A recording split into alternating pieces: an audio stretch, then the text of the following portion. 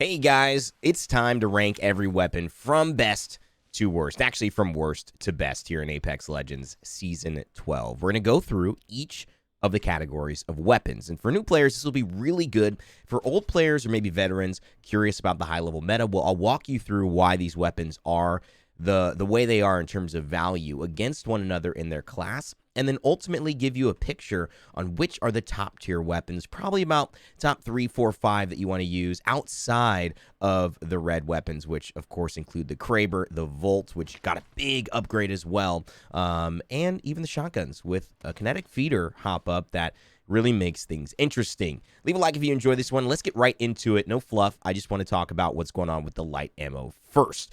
Let's talk a little bit about the RE45, which is a weapon that got a new hop-up reintroduced, the hammer point rounds. What this does allows the RE45, which has a 16 body shot, a 24 headshot, to do, to do more damage. It's typically going to be a 12 body shot when there is no armor on an opponent. So you'll see here I'm doing 12, now I'm doing 16.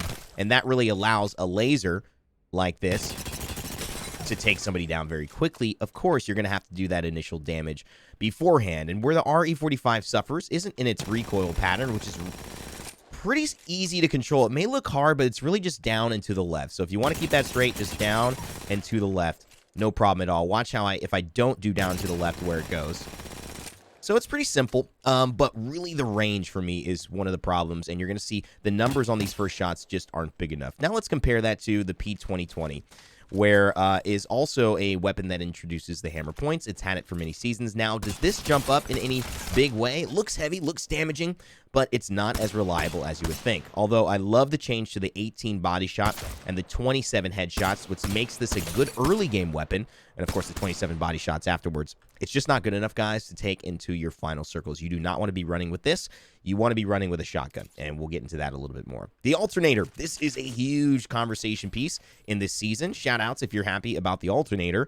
For me, I was a little upset that when it did launch, it launched with a bit of a bug. We were expecting the Alternator to do a little bit better, and people were not excited about it, and it turned out that the hipfire of the Alternator was actually something that had been shadow nerfed or unintentionally nerfed. The Alternator has a pretty reliable hipfire. You see only a couple of shots really straying wildly there, but it means that when you're up in these close encounters, you can do a lot of stuff like this and get some decent fights, some decent trades, especially if you're moving, unlike some of the other weapons where you can miss your entire clip in half a second. The Alternator brings two big benefits. One, big damage in terms of light ammo, 16 to a body, and also a decent headshot multiplier, the best you're going to see outside of the R301. So if you do like longer range engagements, maybe slower paced fights, and you don't like getting up into the grill of your opponent every single time, but if you do, you want a little bit of wiggle room, the Alternator is for you. It still doesn't rank better than the top two weapons, unfortunately, in the light ammo. And so you're going to see P20, RE45, then the Alternator in terms of your priority, and then you're going to go into the R99, a weapon that has consistently been so lethal at high ranges and will stay the same. You'll see the spray. It's just so fast and it's so efficient. This weapon scales with a magazine. You take the magazine off, and you really have a different weapon here early game that you have to hit a few headshots to go ahead and take somebody down. That was actually the other magazine. I'll show you the magazine now. You see, there it is. That's it without that mag. Even though the damage is fast, most people will miss a couple of bullets, and you'll end up doing maybe 50, 60. You know, you'll probably be around there. Really not the same level of hitting every single shot, and especially not being able to get somebody unless you hit a few headshots. So that's the key with this weapon. It still is, I think, the best weapon to have in the light ammo class outside of what everyone will be talking about this season, the R301. It just combines the best of all the worlds of the light ammo. It does nice range. You have decent body shot. It's a little bit less than the Alternator, notice, but the headshot damage is a little bit more, 25. And so this is taking some really nice scaling, and it's just consistent. It's consistent. It's high pressure. It works well against Flatline, Spitfires, things that have really high bullet damage, where we'll get into the heavy ammo. But this is going to be your best weapon for sure in this season in light ammo. It's pretty clear, and hopefully you guys enjoy And let me know what you think about that one. Let's go into Sentinel, though. This is a this is a really good sniper rifle for 2 reasons. The Sentinel is great for hip firing. It's got a lot of kind of up-close pressure. You'll see a lot of trick shots with the Sentinel, people kind of getting in there and doing stuff like that, right? I miss mine, but you'll see if you practice with this weapon, you can get pretty much up close with it, hip fire, and do decently well. The key, though, is the damage scaling on the headshots. You get 140 on headshots, and there's 2 ways to make this bad boy even more lethal. 1, pick up the dead ice tempo, which allows you to, at the perfect moment, if you fire, you'll actually go ahead and get yourself faster reloads. And so you can see here, I keep getting faster reloads because I keep firing at the perfect moment. And so that is going to make my shots a little bit faster. And you'll notice that in your UI, when you're shooting this weapon, you'll see right as I aim down sights, it's not there right now, but as you shoot it, and you shoot again, that'll fill up towards the sides, right? And you'll keep being able to fire faster. So this weapon starts to get pretty mad, and especially when you can charge it up. The charge is really something that we don't see in effect too much in high-level play, but in your casual games and in your matches, it's going to make a big difference for you if you can ever do it. Trading out, obviously, 2 cells is a trade, but it's not a heavy trade, especially once your body shots go up to 88 for the most part, and then, of course, that 176 headshot. So the Sentinel comes in as the number 2 sniper rifle for me. The number 1 sniper rifle depends on what you're trying to go for. Now, I'll say if you're trying to climb ranked, you're going to want to look at a charge rifle because there's nothing better than grinding Evo shields from level 1 to level 2 to level 3. Right now, I'm on my level 4. It won't actually let me take it. I got to drop it off here. But if I start level 1, this is the most efficient weapon to go ahead and easily from range, being the only hit scan weapon in the game of Apex Legends, to really safely farm from safe distances when you're in those high-level circles, get those shields up, and level up shields for your teammates. And so you'll see this right here almost on a purple. If you can just find one nice clip, one nice magazine on a couple of enemies running across, heading into zone, you're going to basically be able to level yourself up very, very quickly. So that's why, in my opinion, if you want ranked, that is the best sniper rifle in the game for pressure.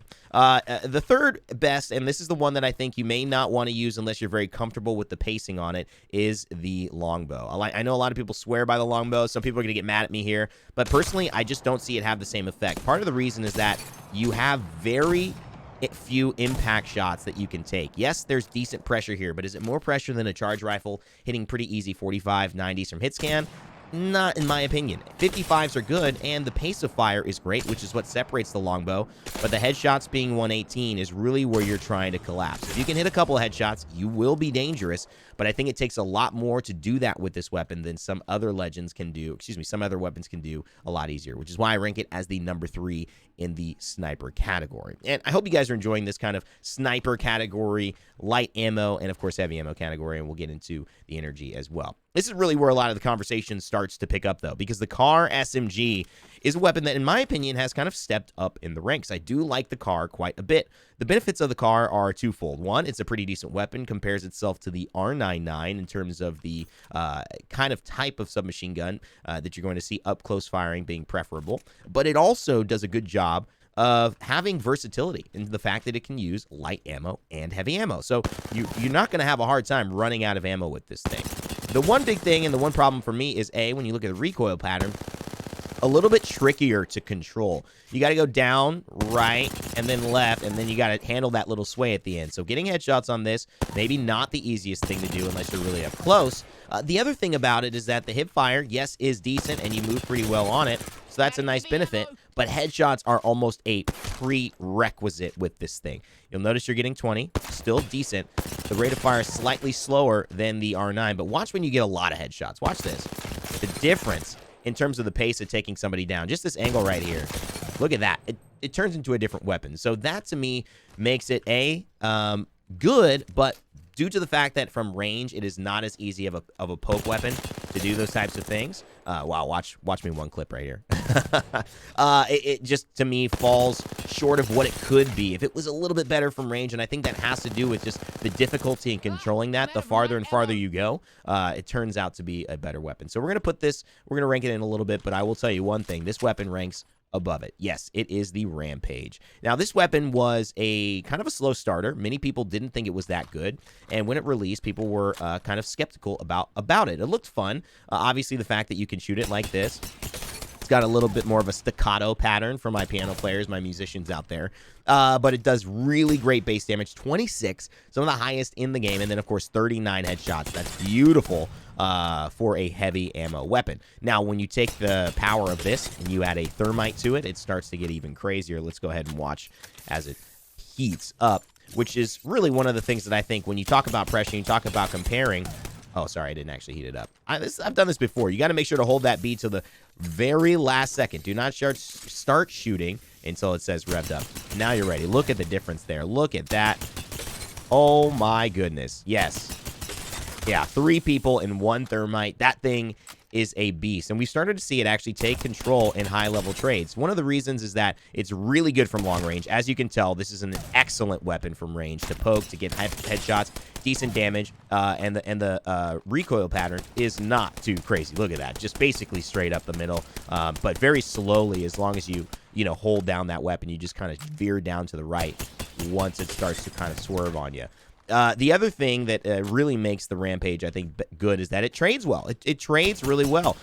When you're in these kind of situations like that, the Rampage does a really good job of keeping pressure on. It's got a really big magazine. You can stay in it with these fights with an R99 and somebody kind of blows their load a little too early. You're going to still be firing there, and that's kind of the benefit of these heavy ammo weapons. That one is going to rank at the top of the class. There's maybe only one weapon that is better than the Rampage, or 2, excuse me, than that. 30-30 repeater, we're going to put this one right in the middle of the class, above the car, but in my opinion, just slightly, because I do think the car is better than the Prowler and the Hemlock in this season. The 30-30 repeater, though, is an interesting weapon, a marksman rifle that I find is only going to get better with time. This is a weapon that competes with the G7 Scout, so whenever the Scout is not available, this weapon is going to be better and better. And the cool thing about it is they've added shatter caps to it. So the thing about shatter caps is it actually allows the 30-30 repeater without it, where it normally would have functioned as a single shot here, a lot harder in hip fires and trades, where the G7 excels, now to operate as like a shotgun. So you're going to be basically shooting like this, so it's a lot easier to apply pressure to opponents when you're doing that. Now, if you do aim down sights, you will go back into the single fire, as usual, which is another choice. But the shotgun element of the shatter caps, I think, really helps to make this a much more rounded kind of weapon that, yes, if somebody pushes you after you've been sniping out and scoping a little bit, you'll have an opportunity to then fight them here and not feel like you're, fighting with a Bojack Bow, right? And that's going to be really the quality of life on this. Good damage, good range, a really good marksman weapon, and it's one of the top of the class here.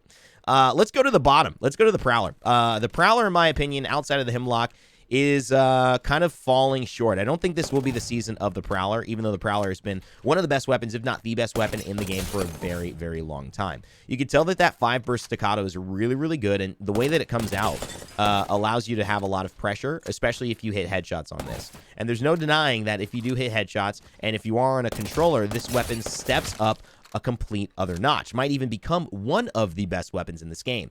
But for the cases of why you play Apex Legends, this requires a role and a specific niche to be used in the right way. This is much more of an up-close weapon when you are in close fights. And, of course, if you have aim assist on a controller, it helps to really dial in the fact that this weapon doesn't miss very much. But if you're trying to go from range, shooting this shot, shooting these, it looks easy. In the middle of a game, you would much rather have something a little bit more consistent from range. And that's kind of where this weapon starts to fall off for me. So I think from a PC standpoint, it drops off. I think from a console standpoint, this will be one of your best, but it depends on what you are playing and what you like to do. The Hemlock, it's an interesting story with the Hemlock. Not much to say on it. Obviously, it's got this great single fire that I think in the beginning of Apex Legends, so many videos went viral of people just single fire tapping this bad boy. And showcasing just dominance. It was really such a fun weapon to play. And, yeah, if you can tap fast enough, it can be lethal. But it's fallen off due to several balancing adjustments because this weapon is either OP or it's underpowered. And I think that's kind of where it is right now.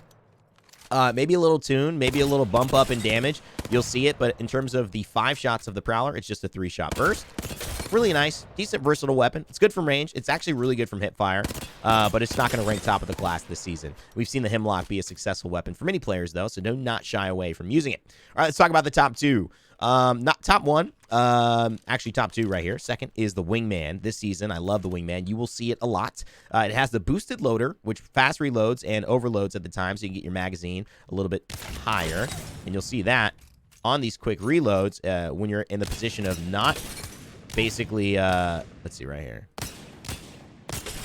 Oh, see, if you do it there, you're not going to get the fast reload. But if you're taking shots here, you will be able to get a faster reload. It's a really nice, it helps you to also overload the next magazine when you get into that perfect little area right here in that green. See that? So when you do this, you stay in the green. You got to be watching your UI. It's really good. And you get in the green right now, hit that fast reload, you're going to get 11. And I think that's what makes this weapon really, really nice. It's honestly going to be the best weapon in the game for almost the entirety of this game's existence, unless it changes. Big reason, because you don't really have a movement speed penalty on this weapon. Unlike most other weapons, you'll see you're basically moving nearly at 100% speed, which is really the benefit of this. You can be very defensive and very hard to hit while also doing great damage from range, great poke, great peek and poke, which is where if you're fighting in a final circle, you'll have to be, you know, kind of in and out, taking cover. And of course, the benefit of the boosted loader makes it that much better. Headshots 97. You can really, you will see pros prioritizing the Wingman at the highest level, but you'll also see this bad boy right here. This really, the Flatline has taken the season by storm over the last couple seasons. They've nerfed it down. The damage used to be 19 per bullet. It's now 18, so you'll get a 32 instead of a 30, 36? What was it? In terms of headshots. Either way, it is a sick weapon, and I still think that this is the best weapon in the heavy class, and I think this is the one that you're going to want to use if you have a choice to rock something when you're fighting. The part of it is that it just hits so hard, and when you look at the way that these weapons hit, when you combine speed plus strength, so the fact that it fires at a pretty decent fire rate, but it also just hits so heavily, you can win trades with hip fires really easily here, and headshots just really turn this into a different way. I think the Flatline is by far going to be the weapon you die to the most this season, and I think it's going to be the weapon that when I see as an opportunity to play in control or to pick up off the ground or a nice version of it, I'm going to go ahead and grab it myself. That's where it ranks in this one, guys. Trust me on that. Flatline is where it's at. Let's go to the energy ammo here.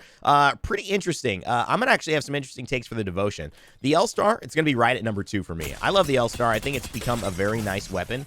They fixed a lot of issues. The overheating, yes, is a problem, but they've done a really good job of setting up nice UI for it, making sure that you know the overheat's happening, and when you're not overheating, just making it a very easy process of not having to reload too much and really keeping the pressure on. This weapon had its moment in the last couple of seasons. It's now been nerfed a little bit, so it doesn't reign supreme here, but I do believe that it is still a number 2 weapon, and I actually would prefer it over the Havoc because you can pick this thing up.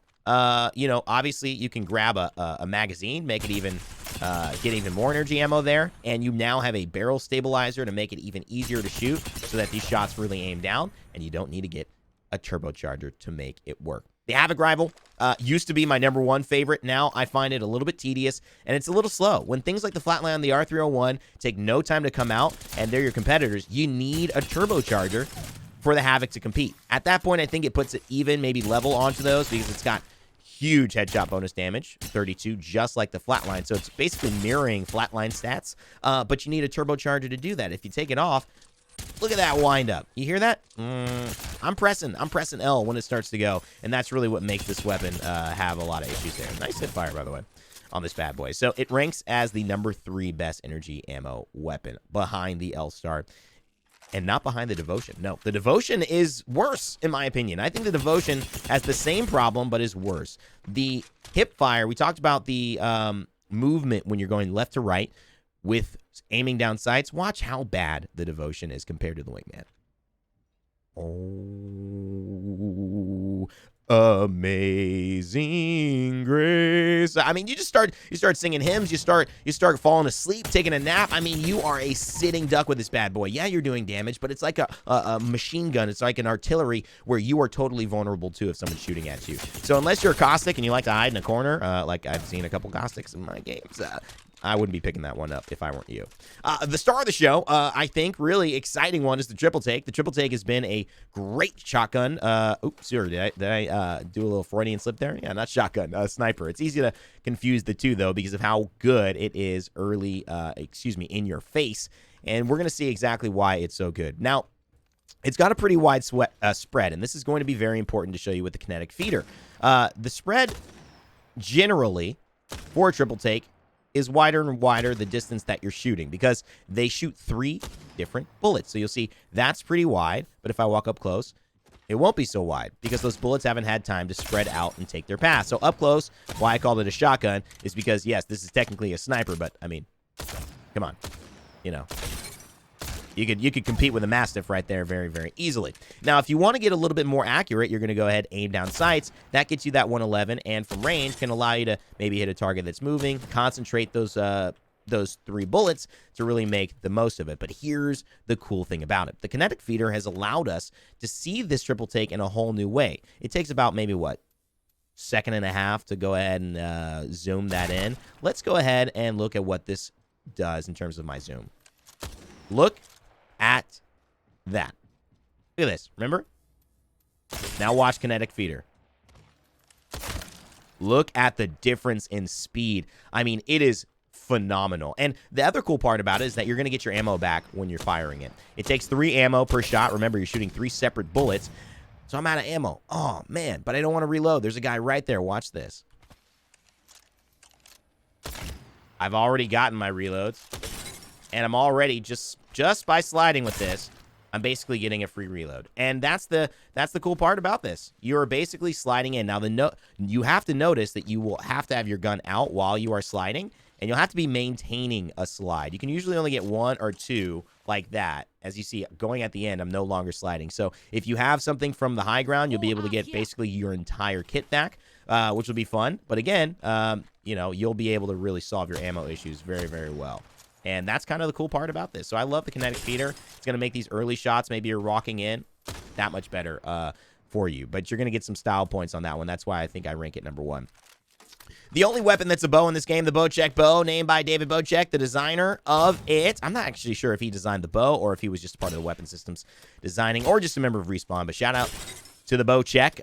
It's one of my favorite weapons, I think, casually to play. Really doesn't have the same level of impact when it comes to professional play, though. And unfortunately, this is going to be a last-ditch effort. If you cannot find something to replace it, like a G7, 30-30 repeater, maybe even a Wingman as a sidearm if you're looking to poke before you get in a late game where you'll need a shotgun, so you run Wingman or R301 Wingman, something like that, this weapon is not going to really have the impact that you'd like. But it does have the shatter caps now, which kind of helps, shatter caps, which kind of helps to alleviate some of the issues, because now up close you're going to be able to fire very rapidly and get all these bows coming out. And unlike the triple take, it actually only takes 1 bow, which is kind of nice. So you're not really using 6 or 7 ammo per shot, but it does really allow you to really, you know, maximize it. You can still pull them back for more damage, but again, you can fight hip fire, and you cannot be so afraid if someone pushes you when you're sniping from range. And you end up having to turn around and fight them here, because you'll at least have a chance to do it. And you know, it's not bad. It's honestly not bad. It's also got the Deadeye's tempo as well, which, as we saw with the Sentinel, if you shoot at the right level and you keep hitting these shots like this, you're going to keep getting your, you know, your tempo up, right? You're going to keep being able to.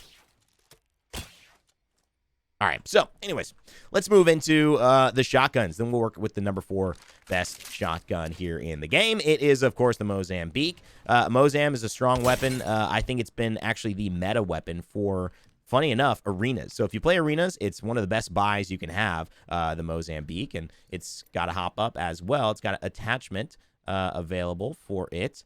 But maybe it's just showing. Maybe it's just showing that that is in there. I think it's got hammer points available into it. There it is. So it has the same kind of treatment for when you are applying damage to a non-shielded target. It's going to end up changing the amount. See, we hit 445 there, but we're going to end up hitting for 60 if we do that as well. Concentrating the Mozambique, you'll notice it doesn't have any slow, just like the Wingman.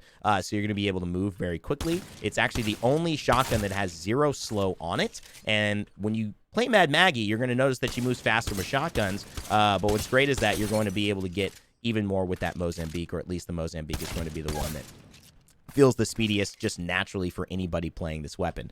It ranks at number 4, though. We're going to go into the EVA 8, which has been the king for a long time. It's still a great weapon. Fire has 8 shotgun shells in there and is ready to rock and roll. A very high pressure weapon. So if you're wanting to pressure opponents, you jump in and you feel like you just like that consistency of having a barrage on somebody. It's really nice, especially if someone misses one of their PK shots or not. Always been a good weapon. Always will be a good weapon. You know, shotguns, guys, it's not too complicated.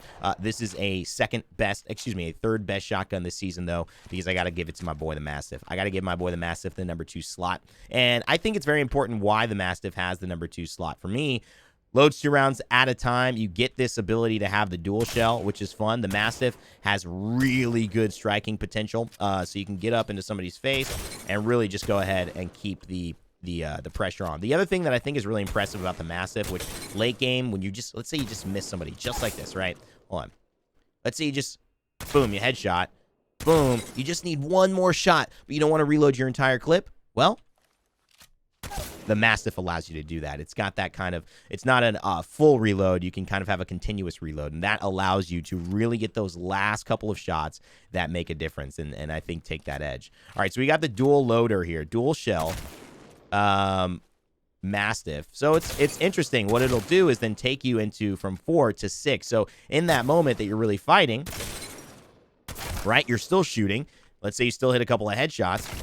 Really, really valuable. Okay, you miss, but now I want another shot. Now I've got 2 shots. I've got 3 shots. I've got 4 instead of the 1. So this is a really big thing in late game. It's going to help you in that final moment. Everyone's just back and forth with their shotguns out, give you bubble fighting, and you hit that reload on. Man, you're going to get back so much faster with a full magazine than they are, and so that's really what I love about this weapon.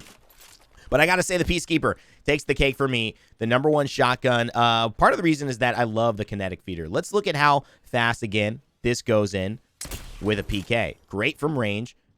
But look at this. Oh, man. Hit a slide, and you are chilling. I mean, this is seriously... Look at this on the PK, man. Can you... I mean, and you can, once you get it, like, you can jump up, you can get out of it, right? So you don't actually have to do anything except just slide around the corner. You don't have to shoot right away. You can just slide. There we go. Now I'm here. I've got it. And now I'm just moving normally, bring it out. And it's got really great headshot damage. Really good just to get above somebody, do this. 121. You're just spanking people. This is really the shotgun that is going to get the most for you. And I think the kinetic feeder as well. Let's not forget, when you talk about reloading, hitting those slides, look at my reload.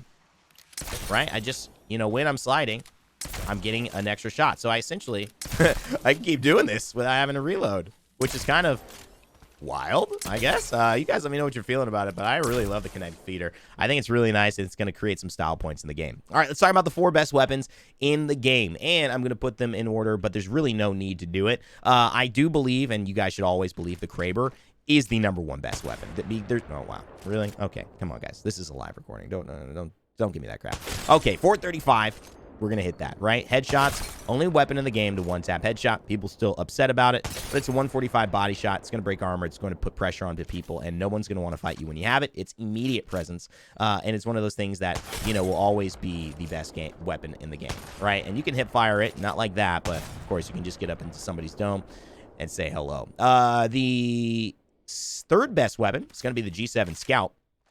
And so this weapon has always been the best marksman weapon. It's got the double tap, which you can toggle on and off, so you can go into a single fired mode if you want. But the way that it works and why it's so successful, look at that difference. 72 headshot bonus. It's one of the only weapons in the game now that has a double headshot bonus that has been kind of the legacy, not removed. A lot of these weapons used to have dual headshot bonuses, 2 times the damage. The Havoc used to have it. Devotion used to have it. A lot of these weapons have got adjusted, but the G7, oh, it's got it. And so you're going to hit 72 with these bad boys. So look, when you're hitting headshots, you're deleting somebody so fast from across the map. I mean, it's unbelievable. And the way that you can do this quickly really makes this weapon stand out, right? And that's really what the point is. There's pressure on a body shot, but there's so much pressure on a headshot that you can take someone out without them knowing.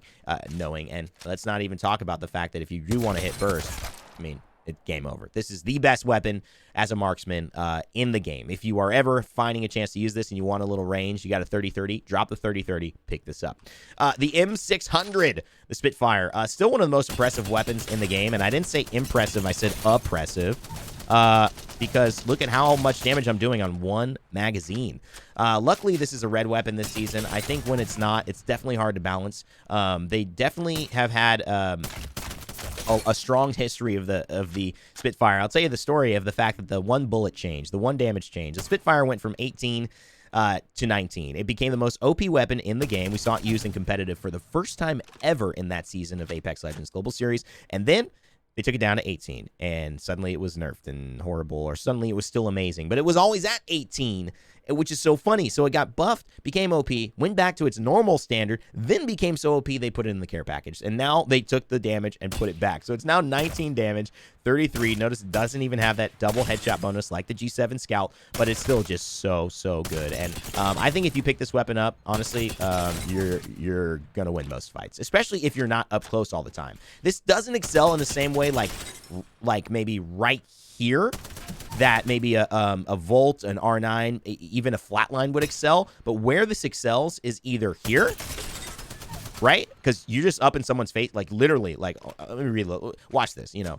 Once upon a time, there was a boy. He had a father, he had a mother, and they ended up tragically dying. But they went into a sea boat, and, you know, I started telling you guys a story. We got 5 main characters in that plot right there by the time I was done. So let me just tell you that weapon really is going to excel, but like in certain areas, like I said, where you're poking and applying pressure from here, from range, because it's really good from range still, or really up in your face. There's going to be other weapons, though, that take the cake. And the Volt this season is my #1 weapon outside of the Crib. I mean, the Crib is always one. The #1 weapon in the game. This thing has had a dramatic change. They've not only introduced more damage to the Volt, but they've introduced a bigger magazine. Now, we were told it was supposed to be 29, but there was a bug, obviously, that changed some hip-fire adjustments to some of these weapons. So will it be 29 for real? If so, just add 1 more bullet in the magazine for this to make it even better. But this weapon is an absolute monster. The Volt has always struggled from a couple of things. One, not having enough in the magazine, right? That has been the thing. So they've adjusted that. They've added more. They said they added 2. Now let's see if they add 1. But the damage up front, it is just so good. It is an R99 that hits hard. R99 hitting for 9 there. This is hitting for 17, 26. This is a bad boy that you do not want to mess with. If you see a Volt, run. You're not going to win an up-close fight with a Volt, especially if this player is on controller or, you know, named Verholst, right? Either way, it's just not going to happen. This is the bad boy of the season. Hopefully you guys enjoyed this video. Leave a like if you agree with me. Let me know in the comment section below, and leave a like if you enjoyed the video. If you didn't like it, well, leave a dislike, but let me know, or I guess a like now. Why? No dislikes anymore. Leave a comment, a harshly worded comment, and let me know what you think about this one. I enjoyed it. Hope you guys have a great Friday. As always, never give up, never stop gaming. I'll see you guys next time.